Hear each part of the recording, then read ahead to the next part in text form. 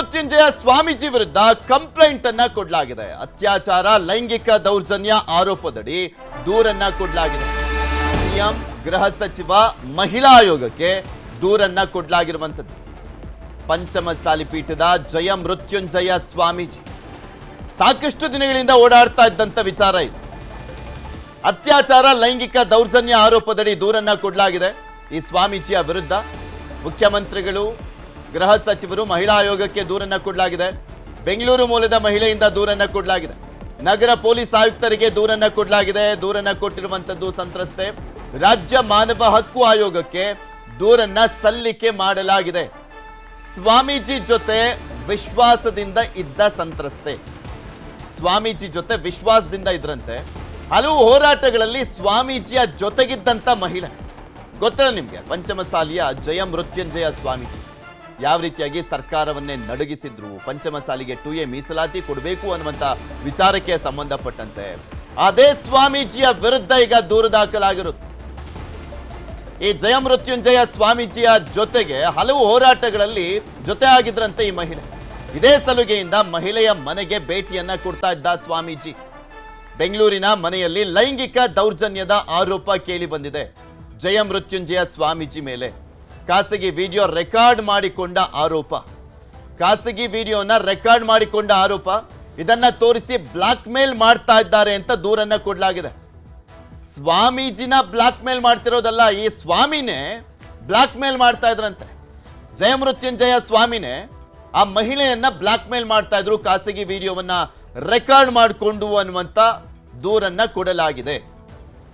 ಜಯಮೃತ್ಯುಂಜಯ ಸ್ವಾಮೀಜಿಯ ವಿಚಾರಕ್ಕೆ ಸಂಬಂಧಪಟ್ಟಂತೆ ಸಾಕಷ್ಟು ದಿನಗಳಿಂದ ಓಡಾಡ್ತಾ ಇದ್ದಂಥ ವಿಚಾರ, ಸಾಮಾಜಿಕ ಜಾಲತಾಣದಲ್ಲೂ ಕೂಡ ಚರ್ಚೆ ಆಗ್ತಾ ಇದ್ದಂಥ ವಿಚಾರ. ಆ ವಿಚಾರ ಈಗ ದೂರನ್ನ ಕೊಡಲಾಗಿದೆ ಸಂತ್ರಸ್ತ ಮಹಿಳೆಯಿಂದ. ವಿಶ್ವಾಸದಿಂದ ಇದ್ದೆ ಜಯಮೃತ್ಯುಂಜಯ ಸ್ವಾಮಿಯ ಜೊತೆಗೆ, ಸಾಕಷ್ಟು ಹೋರಾಟಗಳಲ್ಲಿ ಭಾಗಿಯಾಗಿದೆ. ಅದೇ ವಿಶ್ವಾಸದಲ್ಲಿ ನಮ್ಮ ಮನೆಗೆ ಬಂದಿದ್ರು, ಭೇಟಿಯನ್ನ ಕೊಡ್ತಾ ಇದ್ರು. ಅದಾದ ನಂತರ ಖಾಸಗಿ ವಿಡಿಯೋವನ್ನ ರೆಕಾರ್ಡ್ ಮಾಡಿಕೊಂಡಂತ ಆರೋಪ, ಇದನ್ನ ತೋರಿಸಿ ಬ್ಲಾಕ್ ಮೇಲ್ ಮಾಡ್ತಾ ಇದ್ದಾರೆ ಅಂತ ದೂರನ್ನ ಕೊಡಲಾಗಿದೆ. ಪಂಚಮಸಾಲಿ ಸಮುದಾಯದ ಜಯಮೃತ್ಯುಂಜಯ ಸ್ವಾಮಿಯ ವಿರುದ್ಧ ದೂರನ್ನ ಕೊಡಲಾಗಿರುವಂತದ್ದು. ಜಯಮೃತ್ಯುಂಜಯ ಸ್ವಾಮಿ ಮೇಲೆ ಲೈಂಗಿಕ ದೌರ್ಜನ್ಯದ ಆರೋಪ, ಮಹಿಳೆ ವಿರುದ್ಧ ವಿಜಯಪುರದಲ್ಲಿ ಪ್ರತಿ ದೂರನ್ನ ನೀಡಿರುವಂತದ್ದು ಸ್ವಾಮೀಜಿ. ಮಹಿಳೆಯ ವಿರುದ್ಧ ವಿಜಯಪುರದಲ್ಲಿ ಪ್ರತಿ ದೂರನ್ನ ಕೊಡಲಾಗಿದೆ. ದೂರನ್ನ ಪಡೆದು FIR ದಾಖಲಿಸಿದ ಪೊಲೀಸರು ದೂರನ್ನ ಪಡ್ಕೊಂಡು FIR ಅನ್ನ ದಾಖಲು ಮಾಡಿಕೊಂಡಿದ್ದಾರೆ. ಮಹಿಳೆ ಸೇರಿದಂತೆ 4 ವಿರುದ್ಧ FIR ಅನ್ನ ದಾಖಲು ಮಾಡಲಾಗಿದೆ. ಇಲ್ಲ ಸಲ್ಲದ ಆರೋಪ ಮಾಡಿ ಬ್ಲಾಕ್ ಮೇಲ್ ಮಾಡಿದ್ದಾರೆ. ಇಬ್ಬರ ಆರೋಪ ಏನು, ಬ್ಲಾಕ್ ಮೇಲ್ ಮಾಡ್ತಾ ಇದ್ದಾರೆ ಅಂತ. ಯಾರು ಬ್ಲಾಕ್ ಮೇಲ್ ಮಾಡ್ತಾ ಇದ್ದಾರೆ ಅನ್ನೋದು ಗೊತ್ತಾಗಬೇಕಾಗಿದೆ. ರಾಜಕೀಯ ವ್ಯಕ್ತಿಗಳ ಪ್ರಭಾವದಿಂದ ತೇಜೋವಧೆ ಆಗ್ತಾ ಇದೆಯಂತೆ. ಇದು ಜಯಮೃತ್ಯುಂಜಯ ಸ್ವಾಮಿಯ ದೂರು. ರಾಜಕೀಯ ವ್ಯಕ್ತಿಗಳ ಪ್ರಭಾವದಿಂದ ತೇಜೋವಧೆ ಆಗ್ತಾ ಇದೆ. ನನಗೆ ಬ್ಲಾಕ್ ಮೇಲ್ ಮಾಡಿ 3 ಕೋಟಿ ಹಣವನ್ನ ಕೇಳಿದ್ದಾರೆ. ಹಣ ಕೊಡದಿದ್ದಾಗ ವಾಹನ ಅಡ್ಡಗಟ್ಟಿ ಹಲ್ಲೆಯನ್ನ ಮಾಡಿದ್ದಾರೆ. ಮಹಿಳೆ ಸೇರಿದಂತೆ 4 ಜನರ ಮೇಲೆ ಸ್ವಾಮೀಜಿ ದೂರನ್ನ ಕೊಟ್ಟಿರುವಂತದ್ದು. ಸ್ವಾಮಿಯ ದೂರಿನ ಮೇರೆಗೆ FIR ಅನ್ನ ದಾಖಲು ಮಾಡಿಕೊಳ್ಳಲಾಗಿದೆ. FIR ದಾಖಲಾಗಿದೆ. ಆರೋಪ ಪ್ರತ್ಯಾರೋಪ, ದೂರು ಪ್ರತಿ ದೂರು. ಸ್ವಾಮಿ ಕೊಟ್ಟಿರುವಂತ ದೂರಿನ ಆಧಾರದ ಮೇಲೆ FIR ದಾಖಲಾಗಿದೆ 4 ವಿರುದ್ಧ. ಸ್ವಾಮಿ ಕೊಟ್ಟಿರುವಂತ ದೂರಿನ ಮೇರೆಗೆ FIR ಆಗಿರೋದು. ಇನ್ನ ಮಹಿಳೆ ಮುಖ್ಯಮಂತ್ರಿಗಳಿಗೆ, ಗೃಹ ಸಚಿವರಿಗೆ, ಮಹಿಳಾ ಆಯೋಗಕ್ಕೆ, ರಾಜ್ಯ ಮಾನವ ಹಕ್ಕುಗಳ ಆಯೋಗಕ್ಕೆ ಅವ್ರಿಗೆಲ್ರಿಗೂ ದೂರನ್ನ ಕೊಟ್ಟಿದ್ದಾರೆ. ಈ ರೀತಿಯಾಗಿ ದೌರ್ಜನ್ಯ ಆಗಿದೆ, ಖಾಸಗಿ ವಿಡಿಯೋವನ್ನ ರೆಕಾರ್ಡ್ ಮಾಡಿಕೊಂಡು ಬ್ಲಾಕ್ ಮೇಲ್ ಮಾಡ್ತಾ ಇದ್ದಾರೆ ಅಂತ.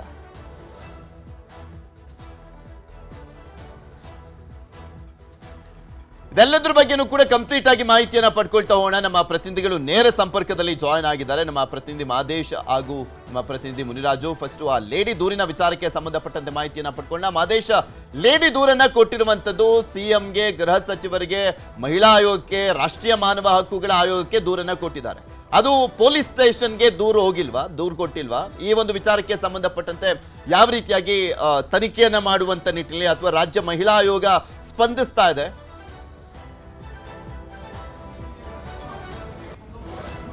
ಪೃಥ್ವಿ ಬಸವ ಜಯಮೃತ್ಯುಂಜಯ ಸ್ವಾಮೀಜಿ ವಿರುದ್ಧ ಓರ್ವ ಮಹಿಳೆ, ಬೆಂಗಳೂರು ಮೂಲದ ಮಹಿಳೆ ಒಂದಷ್ಟು ದೂರುಗಳನ್ನ ನೀಡುವಂತ ಕೆಲಸವನ್ನು ಮಾಡಿದ್ದಾರೆ. ಒಂದಷ್ಟು ವಿಡಿಯೋಗಳನ್ನ ಇಟ್ಕೊಂಡು ಸ್ವಾಮೀಜಿ ಬ್ಲಾಕ್ ಮೇಲ್ ಮಾಡ್ತಿದ್ದಾರೆ ಅಂತೇಳಿ ಆರೋಪಿಸಿ ದೂರು ನೀಡುವಂತ ಕೆಲಸವನ್ನು ಮಾಡಿದ್ದಾರೆ.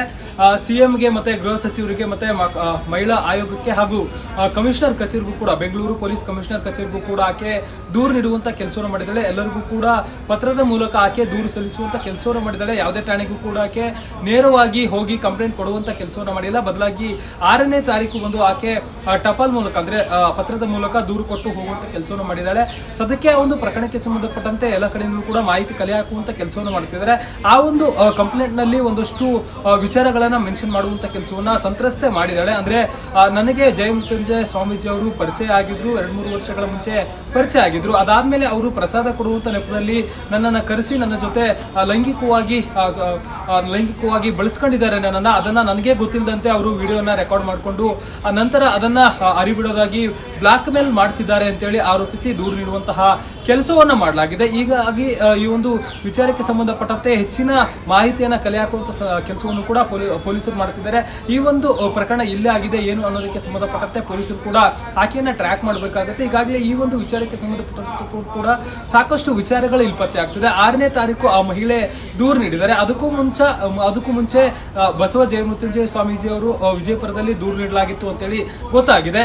ಅದಾದ್ಮೇಲೆ ಇವರು ಇಲ್ಲಿ ದೂರು ನೀಡಿದ್ದಾರೆ ಅಂತೇಳಿ ಗೊತ್ತಾಗಿದೆ. ಸದ್ಯಕ್ಕೆ ಆ ಒಂದು ದೂರನ್ನ ಈಗ ಹೋಮ್ ಮಿನಿಸ್ಟರ್ ಕಚೇರಿಗೂ ಕೂಡ ಕೊಡಲಾಗಿದೆ, ಸಿಎಂ ಕಚೇರಿಗೂ ಕೂಡ ಕೊಡಲಾಗಿದೆ, ಮತ್ತೆ ಮಹಿಳಾ ಆಯೋಗಕ್ಕೂ ಕೂಡ ಕೊಡಲಾಗಿದೆ, ಮಾನವ ಹಕ್ಕುಗಳ ಆಯೋಗಕ್ಕೂ ಕೂಡ ಕೊಡಲಾಗಿದೆ, ಜೊತೆಗೆ ಕಮಿಷನರ್ ಕಚೇರಿಗೂ ಕೂಡ ಕೊಟ್ಟಿರೋದ್ರಿಂದ ಎಲ್ಲವನ್ನೂ ಕೂಡ ಸೆಗ್ರಿಗೇಟ್ ಮಾಡಿ ಆಕೆಯನ್ನ ಸಂಪರ್ಕ ಮಾಡುವಂತಹ ಕೆಲಸವನ್ನ ಪೊಲೀಸರು ಮಾಡ್ತಿದ್ದಾರೆ. ಏನಾಗಿದೆ ಅನ್ನೋದಕ್ಕೆ ಸಂಬಂಧಪಟ್ಟಂತೆ ಮಹಿಳೆಯನ್ನ ಸಂಪರ್ಕ ಮಾಡಿ ಆಕೆ ನೀಡಿರುವಂತಹ ಆರೋಪ, ಆಕೆ ದೂರಿರುವಂತಹ ಆರೋಪಕ್ಕೆ ಸಂಬಂಧಪಟ್ಟಂತೆ ಆಕೆ ಬಳಿ ಸ್ಪಷ್ಟನೆ ಪಡಿಸಿಕೊಳ್ಳುವಂತ ಕೆಲಸವನ್ನ ಮಾಡ್ತಾರೆ. ಅದಕ್ಕೂ ಮುನ್ನ ಇವರ ವಿರುದ್ಧ ಈಕೆ ಮಹಿಳೆ ಸೇರಿ ಒಟ್ಟು 4 ವಿರುದ್ಧ ವಿಜಯಪುರದಲ್ಲಿ ಕಂಪ್ಲೇಂಟ್ ಆಗಿದೆ. ಆ ಒಂದು ವಿಚಾರದ ಬಗ್ಗೆಯೂ ಕೂಡ ಪೊಲೀಸರು ಮಾಹಿತಿಯನ್ನ ಕಲೆ ಹಾಕುವಂತಹ ಕೆಲಸವನ್ನು ಮಾಡ್ತಾರೆ. ಸದ್ಯಕ್ಕೆ ಆಕೆ ಕಮಿಷನರ್ ಕಚೇರಿಗೆ ಮತ್ತೆ ಸಿಎಂ ಕಚೇರಿಗೆ ಹಾಗೂ ಗೃಹ ಸಚಿವರಿಗೆ ನೀಡಿರುವಂತಹ ಒಂದು ದೂರಿನ ಪ್ರತಿಯ ಅನ್ವಯ ಆಕೆಯ ಬಗ್ಗೆ ಮಾಹಿತಿ ಕಲೆ ಹಾಕುವಂತ ಕೆಲಸವನ್ನ ಬೆಂಗಳೂರು ಪೊಲೀಸರು ಮಾಡ್ತಿದ್ದಾರೆ. ಆಕೆ ಯಾವ ಠಾಣಾ ವ್ಯಾಪ್ತಿಯಲ್ಲಿ ಇದ್ದಾಳೆ ಅಲ್ಲಿಗೆ ನಂತರ ಆ ಒಂದು ಸತ್ಯಾಸತ್ಯತೆ ನೋಡಿ ಅಲ್ಲಿಗೆ ಕೇಸ್ ಟ್ರಾನ್ಸ್ಫರ್ ಆಗುವಂತ ಸಾಧ್ಯತೆ ಇದೆ. ಪೃಥ್ವಿ, ಸೊ ಓಕೆ, ಇದ್ರ ಬಗ್ಗೆ ಇನ್ನಷ್ಟು ಮಾಹಿತಿನ ಪಡ್ಕೊಂಡ ನಮ್ಮ ಪ್ರತಿನಿಧಿ ಮುನಿರಾಜು ಕೂಡ ನೇರ ಸಂಪರ್ಕದಲ್ಲಿದ್ದಾರೆ. ಮುನಿಯಲ್ಲಿ ಪ್ರಮುಖವಾಗಿ ಸ್ವಾಮಿ ಕೂಡ ದೂರನ್ನ ಕೊಟ್ಟಿರುವಂತದ್ದು, ಸ್ವಾಮೀಜಿ ಕೊಟ್ಟಿರುವಂತ ದೂರಿನ ಆಧಾರದ ಮೇಲೆ FIR ದಾಖಲಾಗಿದೆ. ಆ FIR ನ ಹೈಲೈಟ್ಸ್ ಏನು, ಮತ್ತೆ ಪೊಲೀಸ್ ಯಾವ ರೀತಿಯಾಗಿ ತನಿಖೆಯನ್ನ ಮಾಡ್ತಾ ಇದ್ದಾರೆ? ಪೃಥ್ವಿ, ಈಗಾಗಲೇ ಏನು ಮಹಿಳೆ ದೂರು ಕೂಡ ಮೊದಲೇ ಸ್ವಾಮೀಜಿ ಕೂಡ ಈಗ ಒಂದು ದೂರನ್ನು ಕೂಡ ಕೊಟ್ಟಿದ್ರೆ, ಕಳೆದ ಫೆಬ್ರವರಿಲೇ ಸ್ವಾಮೀಜಿ ದೂರನ್ನು ಕೊಟ್ಟಿದ್ದು. ಈಗ ವಿಜಯಪುರ ಗ್ರಾಮಾಂತರ ಪೊಲೀಸ್ ಠಾಣೆಯಲ್ಲಿ ಒಂದು FIR ಕೂಡ ದಾಖಲಾಗಿದೆ.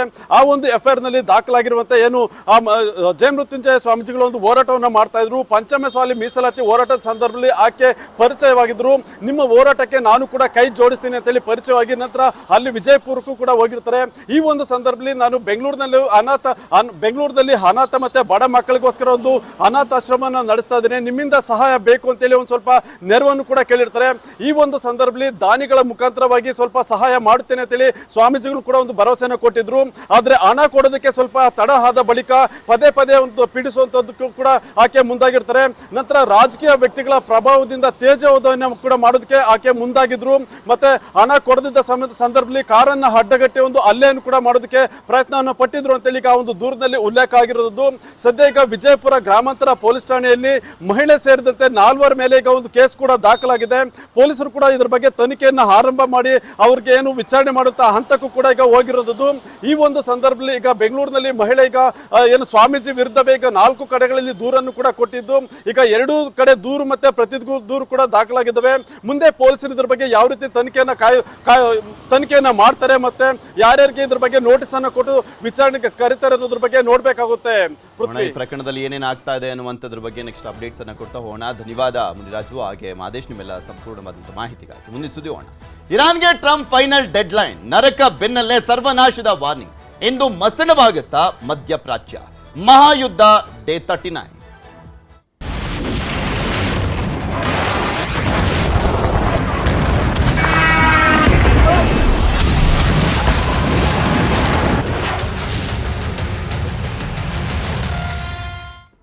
ಇರಾನ್ ಮೇಲೆ ಭೀಕರ ದಾಳಿಗೆ ಕೌಂಟ್ ಡೌನ್ ಶುರುವಾಗಿದೆ. ಇಂದು ರಾತ್ರಿ 8ರವರೆಗೆ ಇರಾನ್ಗೆ ಟ್ರಂಪ್ ಡೆಡ್ ಲೈನ್ ಅನ್ನ ಕೊಟ್ಟಿರುವಂತದ್ದು. ಇರಾನ್ಗೆ ಮತ್ತೊಂದು ಎಚ್ಚರಿಕೆಯನ್ನ ಕೊಟ್ಟಿರುವಂತದ್ದು ಇಸ್ರೇಲ್.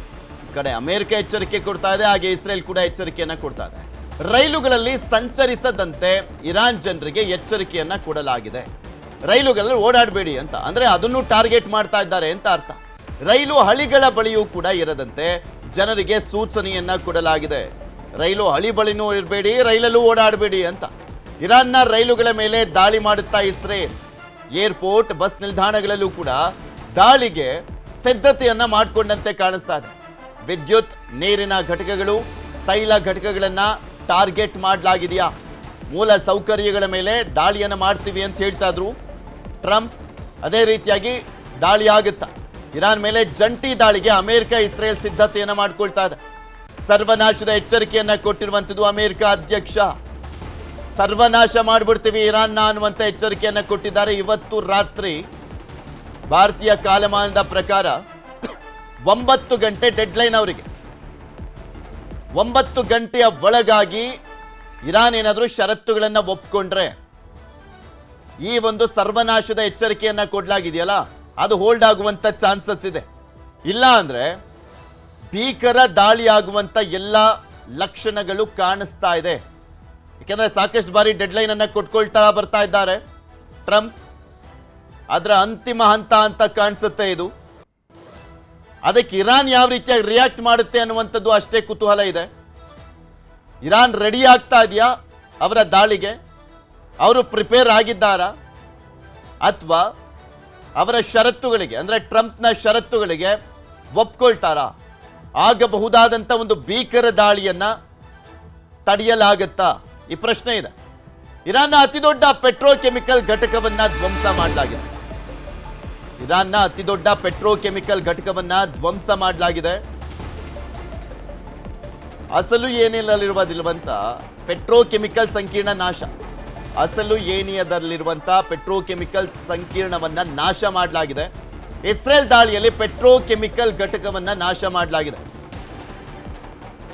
50% ಪೆಟ್ರೋಕೆಮಿಕಲ್ ಇಲ್ಲೇ ಉತ್ಪಾದಿಸಲಾಗ್ತಾ ಇತ್ತು. ಮಾಹ್ಶಹರ್ ಪೆಟ್ರೋಕೆಮಿಕಲ್ ಘಟಕದ ಮೇಲೂ ಕೂಡ ದಾಳಿಯನ್ನ ಮಾಡಲಾಗಿದೆ. ಅಸಲು ಎ ಮತ್ತು ಮಾಹ್ಶಹರ್ ಮೇಲಿನ ಇಸ್ರೇಲ್ ದಾಳಿಯಿಂದ ಪೆಟ್ರೋಕೆಮಿಕಲ್ ಉತ್ಪಾದನೆಯ 85% ನಾಶವಾದಂತಾಗಿದೆ. ಆ ಪ್ರೊಡಕ್ಷನ್ನೇ ನಾಶ ಆದಂತಾಗಿದೆ. 85% ನಾಶ ಆದಂತಾಗಿರುವಂಥದ್ದು. ದಾಳಿಯನ್ನ ಮಾಡಲಾಗಿದೆ. ಆ ದಾಳಿಯ ದೃಶ್ಯಾವಳಿಗಳು ಕೂಡ ಬರ್ತಾ ಇದ್ದಾವೆ. ಭೀಕರ ದಾಳಿಗೂ ಮುನ್ನನೂ ಮತ್ತಷ್ಟು ದೊಡ್ಡ ಹೊಡೆತವನ್ನ ಕೊಡುವಂತ ಕೆಲಸವನ್ನ ಮಾಡಲಾಗ್ತಾ ಇದೆ. ಭೀಕರ ದಾಳಿಗೂ ಮುಂಚೆ ಇರಾನ್ ಮತ್ತಷ್ಟು ತತ್ತರಿಸುವಂತೆ ಮಾಡಲಾಗ್ತಾ ಇರುವಂತದ್ದು ಇಸ್ರೇಲ್ ಮತ್ತು ಅಮೆರಿಕಾದಿಂದ. ಒಂದ್ ಕಡೆ ನಿರಂತರವಾಗಿ ದಾಳಿ, ಮತ್ತೊಂದ್ ಕಡೆ ಡೆಡ್ ಲೈನ್ ಅನ್ನ ಕೊಡಲಾಗಿದೆ. ಇವತ್ತು ರಾತ್ರಿಯ ಒಳಗಾಗಿ ಇರಾನ್ ಷರತ್ತುಗಳನ್ನ ಒಪ್ಕೊಳ್ಬೇಕು. ಇಲ್ಲ ಅಂದ್ರೆ ಮೂಲ ಸೌಕರ್ಯಗಳ ಮೇಲೆ ದಾಳಿಯನ್ನ ಮಾಡ್ತೀವಿ. ವಿದ್ಯುತ್ ಘಟಕಗಳು, ಏರ್ಪೋರ್ಟ್ಗಳು, ಈ ರೀತಿಯಾಗಿ ಇರಾನ್ ಮೇಲೆ ಅಮೆರಿಕ ಇಸ್ರೇಲ್ ಭೀಕರ ದಾಳಿಯನ್ನ ಮಾಡ್ತಾ ಇದೆ. ಇರಾನ್ನ ಕರಾಜ್ನಲ್ಲಿ ಭಾರಿ ಸ್ಫೋಟಗಳ ಸದ್ದು ಕೂಡ ಕೇಳಿ ಬರ್ತಾ ಇದೆ. ಟೆಹರಾನ್ ಮೇಲೆಯೂ ಕೂಡ ಅಮೆರಿಕ ಮತ್ತಷ್ಟು ದಾಳಿಯನ್ನ ಮಾಡ್ತಾ ಇದೆ. ಇರಾನ್ನ ರಾಜಧಾನಿ ಟೆಹರಾನ್ ಮೇಲೂ ಕೂಡ ಮತ್ತಷ್ಟು ದಾಳಿ ಮಾಡಲಾಗ್ತಾ ಇದೆ. ಮೆಹರಾಬಾದ್ ಏರ್ಪೋರ್ಟ್ ಬಳಿಯೂ ಕೂಡ ದಾಳಿಯನ್ನ ಮಾಡಲಾಗಿದೆ. ಮೆಹರಾಬಾದ್ ಏರ್ಪೋರ್ಟ್ ಬಳಿನೂ ಕೂಡ ದಾಳಿಯನ್ನ ಮಾಡಲಾಗಿದೆ. ಇರಾನ್ನ ಕರಾಜ್ನಲ್ಲಿ ಭಾರಿ ಸ್ಫೋಟಗಳ ಸದ್ದು ಕೇಳಿ ಬರ್ತಾ ಇದೆ. ನಿಮಗೆ ತೋರಿಸ್ತಾ ಇದ್ವಿ ಆ ಭೀಕರ ದೃಶ್ಯಾವಳಿಗಳು ಯಾವ ರೀತಿಯಾಗಿದ್ದಾವೆ ಅನ್ನುವಂಥದ್ದನ್ನ ಗಮನಿಸಬಹುದು.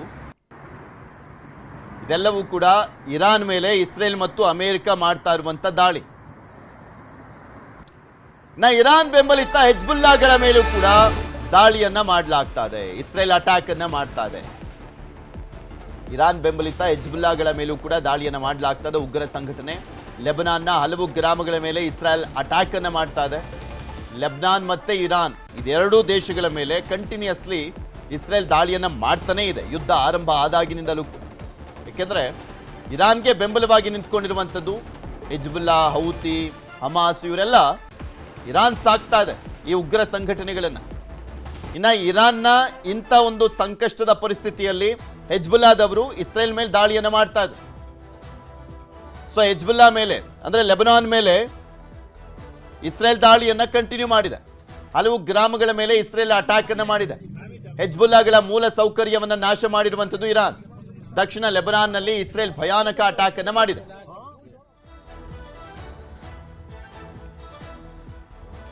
ಇದೆಲ್ಲದ್ರ ಬಗ್ಗೆನೂ ಕೂಡ ಮತ್ತಷ್ಟು ಮಾಹಿತಿಯನ್ನ ಕೊಡ್ತಾ ಹೋಗ್ತಾರೆ ನಮ್ಮ ಪ್ರತಿನಿಧಿ ನ್ಯೂಸ್ ಎಡಿಟರ್ ಆಗಿರುವಂತ ಡಾಕ್ಟರ್ ರಮೇಶ್ ಕುಮಾರ್ ಜೋಲ್ದಾಳ್ ನೇರ ಸಂಪರ್ಕದಲ್ಲಿ ಜಾಯ್ನ್ ಆಗಿದ್ದಾರೆ. ರಮೇಶ್, ಈಗ ಆಲ್ರೆಡಿ ಇರಾನ್ನಲ್ಲಿ ರೈಲಲ್ಲಿ ಓಡಾಡಬೇಡಿ, ರೈಲು ಹಳಿಗಳ ಪಕ್ಕನೂ ಕೂಡ ಇರಬೇಡಿ, ಏರ್ಪೋರ್ಟ್ನಲ್ಲೂ ಕೂಡ ಎಚ್ಚರಿಕೆಯಿಂದ ಇರಬೇಕು, ಅಲ್ಲೂ ಕೂಡ ಯಾರು ಹೋಗಬೇಡಿ ಅಂತ ಹೇಳ್ತಾ ಇದ್ದಾರೆ. ಅಂದರೆ ಮೇನ್ ಆಗಿ ಎಲ್ಲೆಲ್ಲಿ ಜನ ಸೇರ್ತಾರೆ, ಹೆಚ್ಚಿನದಾಗಿ ಜನ ಎಲ್ಲೆಲ್ಲಿ ಯಾವುದ್ರಲ್ಲೆಲ್ಲ ಓಡಾಡ್ತಾರೆ, ಅದೆಲ್ಲವನ್ನು ಕೂಡ ಟಾರ್ಗೆಟ್ ಮಾಡುವಂತ ಮುನ್ಸೂಚನೆನ ಈ ರೀತಿಯಾಗಿ ಇಸ್ರೇಲ್ ಎಚ್ಚರಿಕೆಯನ್ನ ಕೊಡ್ತಾ ಇದೆ ಅನ್ನುವಂಥದ್ದು ನೋಡೋದಾದ್ರೆ, ಅದರ ಜೊತೆಗೆ ಅಮೆರಿಕ ಕೊಟ್ಟಿರುವಂತ ಡೆಡ್ ಲೈನ್ ಇವತ್ತು ರಾತ್ರಿ ಮುಗಿಯುತ್ತೆ. ಸೊ ಇರಾನ್ ಪರಿಸ್ಥಿತಿ ಹೇಗಿದೆ ಇವಾಗ? ಅವ್ರು ಏನಾದರೂ ಒಪ್ಕೊಳ್ಳುವಂತ ಚಾನ್ಸಸ್ ನಡೀತಾ ಇದೆಯಾ? ಹಿಂಬಾಗಿಲಿಂದ ಏನಾದರೂ ಮಾತುಕತೆಯನ್ನ ಮಾಡ್ಲಾಗ್ತಾ ಇದೆಯಾ? ಅಥವಾ ಅವ್ರು ಹೆಂಗಾದ್ರೂ ಮಾಡ್ಲಿ, ನಾವು ಕೂಡ ಸುಮ್ಮನಿರೋದಿಲ್ಲ ಅನ್ನುವಂಥ ನಿಟ್ಟಿನಲ್ಲಿ ಇರಾನ್ ಎದೆಗಾರಿಕೆಯನ್ನ ತೋರಿಸ್ತಾ ಇದೆಯಾ? ಪೃಥ್ವಿ, ಈ ಕ್ಷಣದವರೆಗೂ ಇರಾನ್ ಸಂಧಾನಕ್ಕೆ ಬಗ್ಗುವಂತಹ ಯಾವುದೇ ಲಕ್ಷಣಗಳು ಕಾಣಿಸ್ತಾ ಇಲ್ಲ. ಅಮೆರಿಕ ಮತ್ತು ಇಸ್ರೇಲ್ ಏನೇ ಜಂಟಿ ದಾಳಿಯನ್ನು ಮಾಡಿದರೂ ಕೂಡ ನಾವು ಅದನ್ನೆಲ್ಲವನ್ನು ಕೂಡ ಸಮರ್ಥವಾಗಿ ಎದುರಿಸ್ತೀವಿ ಅಂತಕ್ಕಂಥದ್ದು ಈ ಕ್ಷಣಕ್ಕೂ ಕೂಡ ಅಲ್ಲಿನ ಸೇನಾಧಿಕಾರಿಗಳು ಮತ್ತು ಇತರ ರಾಜತಾಂತ್ರಿಕ ನಿಪುಣರಿಂದ ಮಾಹಿತಿಗಳು ಹೊರಬರ್ತಕ್ಕಂಥದ್ದು. ಹೌದು, ಯಾವುದೇ ಕಾರಣಕ್ಕೂ ನಿಲ್ಲಿಸಲ್ಲ, ನಾವು ಎದುರಿಸ್ತೀವಿ ಅಂತಿದ್ದಾರೆ. ಆದರೆ ಟ್ರಂಪ್ ಹೇಳ್ತಾ ಇದ್ದಾರೆ, ನೋಡಿ ಡೆಡ್ಲೈನಿಂಗ್ನ ಟೈಮ್ ಇದೆ, ಅಷ್ಟರೊಳಗೆ ಏನಾದರೂ ಒಂದು ಕನ್ವಿನ್ಸ್ ಬಂದ್ಬಿಟ್ಟು ನೀವು ಸಂಧಾನಕ್ಕೆ ಬಂದರೆ ಓಕೆ ಅಂತಿದ್ದಾರೆ. ಆದರೆ ಇರಾನ್ ಒಪ್ತಾ ಇಲ್ಲ. ಈ ಕಾರಣಕ್ಕಾಗಿ ಪ್ರಮುಖವಾಗಿ ರೈಲ್ವೆ ನಿಲ್ದಾಣಗಳನ್ನು ಮತ್ತೆ ಟಾರ್ಗೆಟ್ ಮಾಡ್ತಾ ಇದೆ ಇಸ್ರೇಲು. ಇನ್ನೊಂದು ಕಡೆ ವಿಮಾನ ನಿಲ್ದಾಣಗಳು, ಆಯಿಲ್ ಬಂಕರ್ಗಳು, ಆಯಿಲ್ ಸಂಸ್ಕರಣಾ ಘಟಕಗಳಿದೆ. ಮತ್ತು ಹೀಗಾಗಿ ಸಾಕಷ್ಟು ಕಡೆ ಎಲ್ಲೆಲ್ಲಿ ಜನಸಂದಣಿ ಪ್ರದೇಶ ಇದೆ ಮತ್ತು ಪ್ರಮುಖ ಕಟ್ಟಡಗಳೇನಿದೆ ಅದನ್ನೆಲ್ಲ ಟಾರ್ಗೆಟ್ ಮಾಡಿ ಅಮೆರಿಕ ಮತ್ತು ಇಸ್ರೇಲ್ ಆಲ್ಮೋಸ್ಟ್ ಲಿಸ್ಟ್ ಔಟ್ ಮಾಡ್ದಂಗೆ ಕಾಣಿಸ್ತಾ ಇದೆ. ಆಲ್ಮೋಸ್ಟ್ ಏರಿಯಲ್ ಸ್ಟ್ರೈಕ್ ಮಾಡುತ್ತೆ. ಏರಿಯಲ್ ಸ್ಟ್ರೈಕಿಗೆ ಬೇಕಾದಂಥ ಎಲ್ಲ ಸಿದ್ಧತೆಗಳನ್ನ ಮಾಡಿ ಇಟ್ಕೊಂಡಿದ್ದಾರೆ. ಇನ್ನೊಂದು ಕಡೆ ಸಂಧಾನದ ಪ್ರಯತ್ನ ಕೂಡ ಆಗ್ತಾ ಇದೆ. ಈಜಿಪ್ಟು, ಟರ್ಕಿ ಮತ್ತು ಪಾಕಿಸ್ತಾನ 3 ದೇಶಗಳು. ಇನ್ ಕೇಸ್ ಏನಾದರೂ ಸಂಧಾನಕ್ಕೆ ಏನಾದರೂ ಒಪ್ಪಿದರೆ 45 ದಿನ ಕದನ ವಿರಾಮ ಆಗುತ್ತೆ ಅಂತಿದ್ದಾರೆ. ಆದರೆ ಇರಾನು ಒಪ್ಪುವಂಥ ಚಾನ್ಸಸ್ ತುಂಬ ಕಡಿಮೆ ಇದೆ. ಹಾಗಾಗಿ ಭಾರತೀಯ ಕಾಲಮಾನ ಪ್ರಕಾರ ನಾಳೆ ಬೆಳಗ್ಗೆ 5:30 ಅಷ್ಟೊತ್ತಿಗೆ ಡೆಡ್ಲೈನ್ ಮುಗಿಯುತ್ತೆ. ಅಷ್ಟರೊಳಗಡೆ ಇರಾನ್ ಏನಾದರೂ ಒಪ್ಪಿದರೆ ಇಸ್ರೇಲ್ ಮತ್ತು ಅಮೆರಿಕ ಒಂದಿಷ್ಟು ದಾಳಿಯನ್ನು ಸದ್ಯಕ್ಕೆ ಸ್ಟಾಪ್ ಮಾಡುವಂಥ ಸಾಧ್ಯತೆ ಇದೆ. ಆದರೆ ಸಂಧಾನಕ್ಕೆ ಒಪ್ಪುವಂತಹ ಯಾವುದೇ ಲಕ್ಷಣಗಳಿಲ್ಲ, ಎಲ್ಲವನ್ನು ಎದುರಿಸ್ತೀವಿ ಅಂತಿದ್ದಾರೆ. ಇಸ್ರೇಲ್ ಇವತ್ತು ಒಂದಿಷ್ಟು ದಾಳಿಯನ್ನು ಜಾಸ್ತಿ ಮಾಡಿದೆ. ಡೆಡ್ಲೈನ್ ಹತ್ರ ಬರ್ತಿದ್ದಂಗೆ ದಾಳಿಯನ್ನು ಜಾಸ್ತಿ ಮಾಡಿದೆ. ಆ ದಾಳಿಯನ್ನು ಹತ್ತಿಕ್ಕುವಂಥ ಪ್ರಯತ್ನವನ್ನು ಇರಾನ್ ಮಾಡ್ತಾಯಿದೆ. ಬಹುತೇಕ ಡ್ರೋನ್ಗಳನ್ನ ಯೂಸ್ ಮಾಡ್ತಾಯಿದೆ. ಇವತ್ತು ಸ್ವಲ್ಪ ಮಿಸೈಲ್ಸ್ನ ಯೂಸ್ ಮಾಡೋದು ಕಡಿಮೆ ಆಗಿದೆ. ಹೀಗಾಗಿ ದಾಳಿ ಎದುರಿಸೋದಕ್ಕೆ ಇರಾನ್ ಏಕಾಏಕಿ ಎಲ್ಲ ರೀತಿಯಲ್ಲಿ ಸಜ್ಜಾಗಿದೆ. ಆದರೆ ಡೆಡ್ಲೈನ್ಗೆ ಒಪ್ಕೊಳ್ಳುವಂಥ ಚಾನ್ಸಸ್ ಬಹುತೇಕ ಕಡಿಮೆ ಇದೆ. ಪೃಥ್ವಿ, ಓಕೆ, ಧನ್ಯವಾದ ರಮೇಶ್ ನಿಮ್ಮೆಲ್ಲ ಮಾಹಿತಿಗಾಗಿ. ರಾಜ್ಯದಲ್ಲಿ ತಪ್ಪಿಲ್ಲ ಆಟೋ ಚಾಲಕರ ಸಂಕಷ್ಟ. ಬೆಂಗಳೂರಿನಲ್ಲಿ LPGಗಾಗಿ ಪರದಾಟವನ್ನ ಮಾಡಲಾಗ್ತಾ ಇದೆ. ಗ್ಯಾಸ್ ಬಂಕ್ಗಳ ಮುಂದೆ ಚಾಲಕರು ಜಾಗರಣೆ ಮಾಡುವಂತ ಪರಿಸ್ಥಿತಿ. ಚಾಮರಾಜಪೇಟೆ ಬಂಕ್ ಮುಂದೆ ಚಾಲಕರು ಕ್ಯೂ ನಿಂತ್ಕೊಳ್ತಾ ಇದ್ದಾರೆ. ಕೇವಲ 500 ರೂಪಾಯಿಗೆ ಗ್ಯಾಸ್ ನೀಡ್ತಾ ಇರುವಂಥದ್ದು ಬಂಕ್ ಸಿಬ್ಬಂದಿ. ಎಲ್ಲ ಕಡೆನೂ ಕೂಡ ಅಷ್ಟೇ. ಮ್ಯಾಕ್ಸಿಮಮ್ ಅಂದರೆ 500 ರೂಪಾಯಿವರೆಗೂ ಕೊಡ್ತಾ ಇದ್ದಾರೆ ಅಷ್ಟೇ. ನಮ್ಮ ಮಿನಿಮಮ್ ಅಂದರೆ 250 ರೂಪಾಯಿ 300 ರೂಪಾಯಿ ಅಷ್ಟೇ. ಅದನ್ನು ಬಿಟ್ಟರೆ ಕೆಲವೊಂದು ಕಡೆ ಮಾತ್ರ ಮ್ಯಾಕ್ಸಿಮಮ್ ಆಗಿ 500 ರೂಪಾಯಿವರೆಗೂ ಗ್ಯಾಸನ್ನು ಕೊಡಲಾಗ್ತಾ ಇದೆ. ಚಾಮರಾಜಪೇಟೆ ಬಂಕ್ ಮುಂದೆ ಚಾಲಕರು ಕ್ಯೂ ನಿಂತ್ಕೊಂಡಿದ್ದಾರೆ, ಜಾಗರಣೆ ಮಾಡುವಂಥ ಪರಿಸ್ಥಿತಿ. ರಾತ್ರಿ ಎಲ್ಲ ಬಂದು ಅಲ್ಲಿ ಆಟೋವನ್ನು ಹಾಕ್ಕೊಂಡು ಅಲ್ಲೇ ನಿದ್ದೆಗೆಟ್ಟು ಬೆಳಗ್ಗೆ ಗ್ಯಾಸ್ ಬಂಕ್ ಓಪನ್ ಆಗ್ತಿದ್ದ ಹಾಗೆ 500 ರೂಪಾಯಿ ಗ್ಯಾಸನ್ನು ಹಾಕಿಸ್ಕೊಂಡು ಜೀವನವನ್ನು ಮಾಡುವಂಥ ಪರಿಸ್ಥಿತಿ ಎದುರಾಗಿದೆ. ಯಾವುದೇ ಗ್ಯಾಸ್ ಬಂಕ್ಗಳ ಮುಂದೆ ಹೋದರೂ ಕೂಡ ದೊಡ್ಡ ಕ್ಯೂ ಇದೆ. ಅಲ್ಲಿ ಉದ್ದುದ್ದ ಕ್ಯೂ, ಕಿಲೋಮೀಟರ್ ಗಟ್ಟಲೆ ಕ್ಯೂ. ರಾತ್ರಿ ಎಲ್ಲ ಪಾಪ ಆಟೋ ಚಾಲಕರು ಕ್ಯೂ ನಿಂತ್ಕೊಂಡು ಗ್ಯಾಸನ್ನು ಹಾಕ್ಸ್ಕೊಳ್ತಾ ಇದ್ದಾರೆ. ಇನ್ನು ಬೆಂಗಳೂರಿನಲ್ಲಿ ಆಟೋ LPG ಸಮಸ್ಯೆ ಬಗ್ಗೆ ಜನ ಮಾತನಾಡಿದ್ದಾರೆ. ಅವ್ರು ಏನು ಹೇಳಿದ್ದಾರೆ ನೋಡೋಣ. LPG ಗ್ಯಾಸ್ ದಯಮಾಡಿ ಕೊಡಿ ಅಂತೇಳಿ ಭಿಕ್ಷೆ ಬೇಡೋ ಪರಿಸ್ಥಿತಿ ನಿರ್ಮಾಣ ಆಗ್ತದೆ ಅಲ್ಲ. ಹೀಗಾದರೆ ಜೀವನ ಮಾಡೋದು ಹೇಗೆ? ಈ ರೀತಿ ಪ್ರಶ್ನೆ ಮಾಡ್ತಾ ಇದ್ದಾರೆ ಸರ್ಕಾರಕ್ಕೆ ಆಟೋ ಚಾಲಕರು. ಅವ್ರನ್ನೇ ಮಾತಾಡ್ತಾ ಹೋಗೋಣ, ಏನು ಹೇಳ್ತಾರೆ ಅಂತೇಳಿ. ಇಲ್ಲ ಸರ್, ಕೊಡ್ತಾ ಇಲ್ಲ. ಗ್ಯಾಸ್ ಕೇಳಿದ್ದಕ್ಕೆ ಕೊಡ್ತಾ ಇಲ್ಲ. ಸ್ಟಾಕ್ ಬರಬೇಕು ಅಂತಾರೆ. ಸ್ಟಾಕ್ ಯಾವಾಗ ಬರ್ತದೆ ಅಂತ ನೋಡಬೇಕು, ಹೇಳಬೇಕು, ಇನ್ವೆಸ್ಟ್ ಆಗಬೇಕು, ನಮ್ಗೆ ಅವಲೇ ಗೊತ್ತಾಗೋದು ಅಂತಾರೆ. 24 hours ಬಂಕ್ಗಳು ಓಪನ್ ಮಾಡಿದ್ರೆ ಅದೂ ಮಾಡ್ತಾಯಿಲ್ಲ. 6 ಗಂಟೆಗೆ ಓಪನ್ ಬೆಳಗಿನ ಜಾವ. ಅವ್ರು ಹೋಗಿ ಕೇಳೋಕೆ ಹೋದರೆ ಸ್ಟಾಕ್ ಇನ್ನೂ ಬಂದಿಲ್ಲ. ಅದನ್ನೇ ಹೇಳ್ತಿರೋದು. ಆಟೋದವ್ರ ಕಷ್ಟ ಯಾರು ಕೇಳ್ತವ್ರೆ? MP MLA ಅವ್ರಿಗೆಲ್ಲ IPL ಟಿಕೆಟ್ ಬೇಕು. ಆಟೋದವ್ರ ಕಷ್ಟ ಬೇಡವಾ? ಓಟು ಬೇಕು, ಓಟ್ ಕೇಳೋಕೆ ಮಾತ್ರ ಬರ್ತಾರೆ. ಸಿದ್ದರಾಮಯ್ಯ ಅವರು ಮೋದಿನ ಕೇಳು ಅಂತಾರೆ. ಮೋದಿಗೆ ಹಾಕಿದೀವ ಓಟು, ಸಿದ್ದರಾಮಯ್ಯವ್ರಿಗೆ ಹಾಕಿದೀವ. ಆಟೋದವ್ರ ಕಷ್ಟ ಯಾರಿಗೆ ಬೇಕು? ನೈಟ್ ಎಲ್ಲ ನಾನು ನಿದ್ದೆ ಮಾಡಿಲ್ಲ ಸರ್. ಇರೋದು ಮಾತಾಡ್ತಾನೆ ತುಂಬ ಕಷ್ಟ ಆಗಿದೆ ಸರ್. ಎಲ್ಲ ಡ್ರೈವರ್ ಕಷ್ಟ ಆಗಿದೆ ನೋಡಿ. ಸರ್ಕಾರ ನಾನು ರಿಕ್ವೆಸ್ಟ್ ಮಾಡ್ಕೊತಾ ಇದ್ದೀನಿ, ಏನು ಒಂದು ಹೆಲ್ಪ್ ಮಾಡಿ ಸರ್. ಒಂದೊಂದು ಕಡೆ ಒಂದೊಂದು ರೈಟ್ ಇದೆ. ಬೇರೆ ಪ್ರೈವೇಟ್ ಬಂಕಲ್ಲಿ 110 ರೂಪಾಯಿ ಲೀಟ್ರು, ಇಲ್ಲಿ 90 ರೂಪಾಯಿ ಲೀಟ್ರು ಸರ್. ನಾವು ಬರೀ ದುಡಿಯೋದಾಗಿದೆ, ಗ್ಯಾಸ್ ಆಗೋದಾಗಿದೆ. ಹೇಗೆ ಸರ್ ನಿಮ್ಮ ಫ್ಯಾಮಿಲಿ ಹೇಗೆ ರನ್ ಮಾಡ್ತಾ ಇದ್ದೀರಿ? ಯಾಕಂದ್ರೆ ಒಂದು ವಾರದಿಂದನೂ ಕೂಡ ಇದೇ ಸಮಸ್ಯೆ ಆಗ್ತಾ ಇದೆ. ಒಂದು ವಾರದಿಂದಲ್ಲ ಸರ್, ಒಂದು 20 ದಿವಸ 30 ದಿವಸ ಫುಲ್ ತೊಂದರೆ ಆಗ್ತಾಯಿದೆ ನಮಗೆ. ಫ್ಯಾಮಿಲಿ ಕಂಡೀಷನ್ನು ಸಿಕ್ಕಾಪಟ್ಟೆ ಕಷ್ಟ ಇದೆ. ಮತ್ತು ಇಲ್ಲಿ ಗ್ಯಾಸ್ ಸಿಗೋದು ಬರೋದು 2-3 ಅವರ್ 4 ಅವರ್ ಬಂದು ನಿಂತ್ಕೊಳ್ಬೇಕು ಕಾಯುವಿನಲ್ಲಿ. ಸಿಗಿದ್ರೂ ಸಿಗುತ್ತೆ, ಇಲ್ಲಾಂದರೆ ವಾಪಸ್ ಹೋಗ್ಬೇಕಾಗುತ್ತೆ. ಅಂಥ ಪರಿಹಾರ ಆಗ್ತಾಯಿದೆ. ಹೆಂಗೆ ಸರ್ ನಿಮ್ಮ ಫ್ಯಾಮಿಲಿ ಹೇಗೆ ಜೀವನ ಮಾಡೋದು? ಭಾಳ ಕಷ್ಟ ಅಲ್ವಾ? ಒಂದು ದಿನ ಪೂರ್ತಿ ನಾವು ಫ್ಯಾಮ್ಲಿನ ಬಿಟ್ಟು 3 ಗಂಟೆಗೆ ಬಂದು ನಿಲ್ಕೊಳ್ತಾ ಇದ್ದೀವಿ. ಹೋಗಿ ಅದರಲ್ಲಿ ದುಡಿಯೋದೇನು ಸರ್? ಇವಾಗ ದುಡಿಯೋದೇ ಕಷ್ಟ ಆಗಿಬಿಟ್ಟಿದೆ ಸರ್ ನಮಗೆಲ್ಲ. ಇವಾಗ ಒಂದು ದಿವಸ ಎಲ್ಲ ನನ್ನ ಹತ್ರ ವೀಡಿಯೋ ಎಲ್ಲ ಇದೆ. ಯಾವ ಬೆಂಕಲ್ಲಿ ನಿಲ್ಕೊಂಡಿದ್ದೀನಿ ಎಲ್ಲ 100-200 ಗಾಡಿ ಹಿಂದೆ ನಾನು ನಿಲ್ಕೊಂಡು ಬಂದಿದ್ದೀನಿ ವೀಡಿಯೋ ಇಟ್ಕೊಂಡು. ಆವಾಗ ಲಾಸ್ಟಲ್ಲಿ ಬರ್ತೀವಿ, ಗ್ಯಾಸ್ ಇಲ್ಲ ಅಂತ ಹೋಗ್ಬಿಡ್ತಾರೆ ಸರ್. ಮಕ್ಕಳು ಎಕ್ಸಾಮ್ ಟೈಮ್ ಸರ್, ಫೀಸ್ ಕಟ್ಟೋದು ಕಷ್ಟನೇ ಅಲ್ವಾ? ಗ್ಯಾಸ್ ಸಿಗ್ಬಿಟ್ರೆ 4 ಲೀಟ್ರನ್ನ ಸಿಕ್ದ್ರೂ ಪ್ಯಾಸೆಂಜರ್ 10 ರೂಪಾಯಿ ಜಾಸ್ತಿ ಕೊಡಲ್ಲ. ನೈಟ್ ಆ್ಯಂಡ್ ಡೇ ಡ್ಯೂಟಿ ನಮ್ಮದು. ಗಾಡಿ ಪಂಚರ್ ಆದ್ರೂ ನೈಟ್ ಆ್ಯಂಡ್ ಡೇ ಓಡಿಸ್ಬೇಕು ನಾವು. 10 ರೂಪಾಯಿ ಜಾಸ್ತಿ ಪ್ಯಾಸೆಂಜರ್ ಕೊಡಲ್ಲ. ಆಮೇಲೆ ಆನ್ಲೈನ್ ಸುಮ್ಮನೆ ನೋಡೋಕ್ಕಿರೋದು, ಆನ್ಲೈನ್ ನಮ್ಗೆ ಬಾಡಿಗೆನೇ ಬೀಳಲ್ಲ. ಹೆಂಗೆ ಸರ್ ಜೀವನ ಹೆಂಗೆ? ಮಕ್ಕಳೆಲ್ಲ ಎಕ್ಸಾಮ್ ಟೈಮ್ ಫೀಸ್ ಕಟ್ಟೋದೆಲ್ಲ ಇದೆಲ್ಲ ಬಿಟ್ಬಿಡ್ತೀನಿ ಸರ್. ಇವಾಗ ಆಟೋ ಎಲ್ಲ ಬಿಟ್ಬಿಡ್ತೀನಿ ನಾವು. ಪೊಲೀಸ್ ಕೆಲಸ ನಾವು ಮಾಡ್ಕೊಂಡಿದ್ದೀನಿ ಬಿಡಿ. ಗೌರ್ಮೆಂಟ್ ಕೆಲಸ ಕೊಡ್ರಿ ನಮಗೆ. ನಮ್ಮ ಏನು ಓದಕ್ಕೆ ಬರಲ್ಲ, ಏನು ಮಾಡೋಕ್ಕೆ ಬರಲ್ಲ. ಸರ್ಕಾರ ಚಾಲಕ ಇವಾಗ ಬೇಕಲ್ಲ ಅವ್ರಿಗೆ ಡ್ರೈವರ್ ಇಟ್ಕೊಳ್ಳಿ ನಮಗೆ. 10 ದಿನ ಆಯ್ತಲ್ಲ, ತೊಂದರೆ ಆಗ್ತಿದೆ. ಜೀವನ ಮಾಡೋದು ಹೇಗೆ? ಫ್ಯಾಮಿಲಿ ರನ್ ಮಾಡೋದು ಭಾಳ ಕಷ್ಟ. ಏನು ಮಾಡ್ತೀವಿ ಸರ್, ಭಾಳ ಕಷ್ಟ ಆಗಿಬಿಟ್ಟಿದೆ. 20ರಿಂದ ಈ 30 ದಿವಸದಿಂದ ನಮಗೆ ಭಾಳ ಕಷ್ಟನೇ. ಇದು ಗ್ಯಾಸ್ ಯಾವಾಗಲಿಂದ ಇದಾಗಿದೆ ಆವಾಗಲಿಂದ ಭಾಳ ಕಷ್ಟನೇ ನೋಡಿ. 300 ರೂಪಾಯಿ 400 ರೂಪಾಯಿ ಗ್ಯಾಸ್ ಹಾಕಿದ್ರೆ ಒಂದು ರೋಡ್ ಹೋಗಕ್ಕೆ ಬಂದರೆ ಒಂದು 500 ರೂಪಾಯಿ ಸಂಪಾದಿಸಿದ್ರೆ ಗ್ಯಾಸ್ ಆಗಿಬಿಡ್ತದೆ, ಖಾಲಿ ಆಗಿಬಿಡ್ತದೆ. ಅದು 500 ರೂಪಾಯಿಂದ ಏನು ಸಂಸಾರ ಮಾಡೋದು ನಾವು? 120 ರೂಪಾಯಿ ನಾವು 20 ರೂಪಾಯಿ ಕೇಳಿದ್ರೆ ಜಾಸ್ತಿ ಕೊಡಲ್ಲ. ಇವಾಗ ಲೂಟಿ ಮಾಡ್ತಾ ಇದಾರಲ್ಲ ಬಂಕವರು, ಅದಕ್ಕೆ ಯಾರು ಮಾತಾಡಬೇಕು? ಅದು ನಿಜವಾಗ್ಲೂ ಕೂಡ ಯಾಕಂದರೆ ಆಹಾರ ಇಲಾಖೆ ಸಚಿವರನ್ನು ಕೂಡ ಭೇಟಿ ಮಾಡಿ ಮನವಿ ಮಾಡಿಕೊಂಡ್ರು ಕೂಡ ಈ ಸಮಸ್ಯೆ ಬಗೆಹರಿತಿಲ್ಲ. ಡಿಸ್ಟ್ರಿಬ್ಯೂಟ್ ಮಾಡುವಂಥ ಕೆಲಸ ಮಾಡಿ, ಇಲ್ಲದೇ ಇದ್ದರೆ ಭಾಳ ಕಷ್ಟ ಆಗುತ್ತೆ ಅಂತೇಳಿ ಮನವಿ ಮಾಡ್ಕೊಳ್ತಾ ಇದ್ದಾರೆ. ಕ್ಯಾಮರಾ ಪರ್ಸನ್ ರಾಯ್ಡು ಜೊತೆ ಶರಣು ಹಂಪಿ, ನ್ಯೂಸ್ 18. ಇನ್ನು ಮಂಗಳೂರಿನಲ್ಲೂ ಕೂಡ LPG ಗ್ಯಾಸ್ ಸಮಸ್ಯೆ, ಅಲ್ಲೂ ಕೂಡ ಆಟೋದವರು ಸಮಸ್ಯೆಯನ್ನ ಎದುರಿಸ್ತಾ ಇದ್ದಾರೆ, ಸಂಕಷ್ಟವನ್ನ ಅನುಭವಿಸ್ತಾ ಇದ್ದಾರೆ. ಅಲ್ಲಿ ಯಾವ ರೀತಿಯಾಗಿದೆ ಪರಿಸ್ಥಿತಿ ಅನ್ನುವಂಥದ್ರ ಬಗ್ಗೆ ನಮ್ಮ ಪ್ರತಿನಿಧಿ ಅಲ್ಲಿನ ಆಟೋ ಚಾಲಕರನ್ನ ಮಾತನಾಡಿಸಿದ್ದಾರೆ ನೋಡಿ. LPG ಗ್ಯಾಸ್ ಅಭಾವ ಮಂಗಳೂರಲ್ಲಿ ಬಹಳಷ್ಟು ಕಾಡ್ತಾ ಇದೆ. ಮಂಗಳೂರು ನಗರದಲ್ಲಿ 7 ಬಂಕ್ಗಳಿದ್ರು ಕೂಡ ಕೆಲವು ಬಂಕ್ಗಳಲ್ಲಿ LPG ಗ್ಯಾಸ್ ಲಭ್ಯ ಆಗ್ತಾ ಇದೆ. ಆದರೆ ಮಂಗಳೂರು ನಗರದ ಹೊರಬಾಗಿನ ಚಿತ್ರಣ ಅದು ಭಯಂಕರ ಆಗಿರುವಂಥದ್ದು. ಯಾಕೆಂದ್ರೆ ಆಟೋ ಚಾಲಕರು ತಮ್ಮ ಆಟೋವನ್ನೇ ಓಡಿಸೋಕ್ಕಾಗದೆ ಕಂಗಾಲಾಗಿದ್ದಾರೆ. ನಾವೀಗ ಮಂಗಳೂರು ನಗರ ಹೊರವಲಯದ ಬಜಪೆ ಆಟೋ ನಿಲ್ದಾಣದ ಮುಂಭಾಗದಲ್ಲಿದ್ದೇವೆ. ನೀವು ಇಲ್ಲಿ ಸಾಕಷ್ಟು ಆಟೋಗಳನ್ನು ಗಮನಿಸ್ತಾ ಇದ್ದೀರಿ. ಜೊತೆಗೆ ಆಟೋ ಚಾಲಕರು ಕೂಡ ಇದ್ದಾರೆ. ಒಂದು ಕಾಳಸಂತೆಯಲ್ಲಿ ಗ್ಯಾಸ್ ಮಾರಾಟ ಆಗ್ತಾ ಇದೆ, ಮತ್ತೊಂದು ಕಡೆ ಗ್ರಾಮೀಣ ಭಾಗದಲ್ಲಿ ದುಪ್ಪಟ್ಟು ಬೆಲೆಗೆ ಗ್ಯಾಸ್ ಮಾರಾಟ ಆಗ್ತಾ ಇದೆ. ಈ ನಿಟ್ಟಿನಲ್ಲಿ ಸಾಕಷ್ಟು ಇಲ್ಲಿ ಆಟೋ ಚಾಲಕರು ಆಕ್ರೋಶವನ್ನು ಹೊರಹಾಕಿದ್ದಾರೆ. ಯಾಕಂದ್ರೆ ಮಂಗಳೂರು ನಗರದಲ್ಲಿ 92 kgಗೆ 92 ರೂಪಾಯಿಗೆ LPG ಗ್ಯಾಸ್ ಸಿಕ್ಕರೆ ಇಲ್ಲಿ ಮಂಗಳೂರು ನಗರದ ಹೊರಭಾಗಕ್ಕೆ ಬರುವಾಗ ಅದು 120 ರೂಪಾಯಿ ದರ ಆಗುತ್ತೆ. ಸರ್, ಎಷ್ಟು ಕಷ್ಟ ಆಗ್ತಾ ಇದೆ ತಮಗೆ? ನಮ್ಮ ಕಷ್ಟ ಎಷ್ಟಾಗ್ತದೆ ನಿಮಗೆ ಅಷ್ಟು. ನಾವು 3 ದಿವಸದಲ್ಲಿ ಅರ್ಧ ಗ್ಯಾಸ್ ಮಾಡಿ ಅರ್ಧದಲ್ಲಿ ಬಿಟ್ಟು ಪ್ಯಾಸೆಂಜರ್ ಬಿಟ್ಟದುಂಟು. ನಮಗೆ ಅರ್ಧ ಹೋಗ್ತೇವೆ, ಅಲ್ಲಿ ಗ್ಯಾಸ್ ಇಲ್ಲ. ಮಂಗಳೂರಲ್ಲಿ ಗ್ಯಾಸ್ ಉಂಟು ಅಂತ ಹೇಳ್ತಾರೆ, ಅಲ್ಲಿ ಹೋಗೋ ಗ್ಯಾಸ್ ಇಲ್ಲ. 62 ರೂಪಾಯಿ ಇದ್ದ ಗ್ಯಾಸನ್ನು ಒಮ್ಮೆಲೆ 72, 92, ಈಗ 120ಗೆ ಬಂದಿದೆ. ನಾವು ಏನು ಮಾಡ್ಬೇಕು ಸರ್? 120 ಕೊಟ್ಟರೆ ಬಜ್ಪೆಯಲ್ಲಿ ಗ್ಯಾಸ್ ಇಲ್ಲ. ಇಲ್ಲಿ 2 ಪಂಪ್ ಇದೆ, ಒಂದು ಪೆಟ್ರೋಲ್ ಪಂಪ್ ಕಿನ್ನಿಪದದಲ್ಲಿ, ಮತ್ತು ಅಲ್ಲಿ ಒಂದು ಮಸೀದಿ ಹತ್ತಿರ. ಆ ಕಿನ್ನಿಪದ ಪೆಟ್ರೋಲ್ ಪಂಪ್ ಇವತ್ತಿಗೆ ಬಂದಾಗ 25 ದಿವಸ ಆಯಿತು.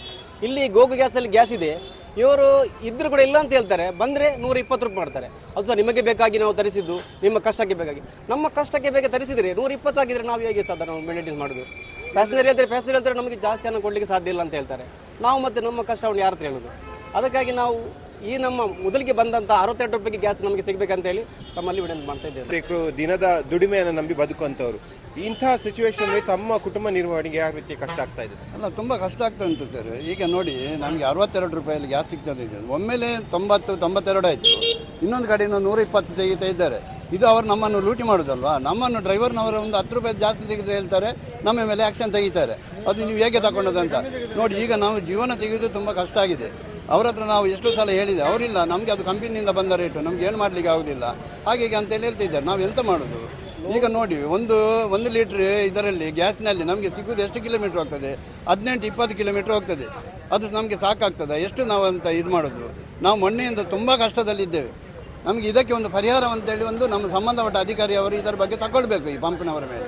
ಆ ದುಪ್ಪಟ್ಟು ದರದಲ್ಲಿ ಗ್ಯಾಸ್ ಅನ್ನ ದರ ಏರಿಕೆ ಮಾಡ್ತಾ ಇದ್ದಾರೆ, ಆದ್ರೂ ಕೂಡ ಸಮರ್ಪಕವಾಗಿ ಲಭ್ಯ ಆಗ್ತಾ ಇಲ್ಲ. ಹಾಗಾಗಿ ಇದೊಂದು ಒತ್ತಡವನ್ನ ಸೃಷ್ಟಿ ಮಾಡಿ ಇದರ ಲಾಭವನ್ನು ಪಡೆದುಕೊಳ್ಳುವಂತ ತಂತ್ರಗಾರಿಕೆ ಇರ್ಬೋದೆಂಬ ಆರೋಪವನ್ನು ಇಲ್ಲಿ ಆಟೋ ಚಾಲಕರು ಮಾಡ್ತಾ ಇದ್ದಾರೆ. ಕ್ಯಾಮರಾಮನ್ ನಿಖಿಲ್ ಸುವರ್ಣ ಜೊತೆ ಕಿಶನ್ ಶೆಟ್ಟಿ, ನ್ಯೂಸ್ 18 ಮಂಗಳೂರು.